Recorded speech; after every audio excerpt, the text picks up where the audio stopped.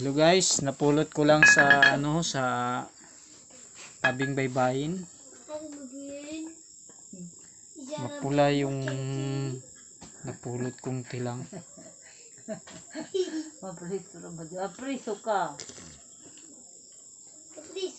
At saulaw. At hindi naman siya yung kuan yung makinis ang kanyang kuan, yung yung tilang. At saka ganito yung ganito yung kanyang ilaw, mapuya-puya.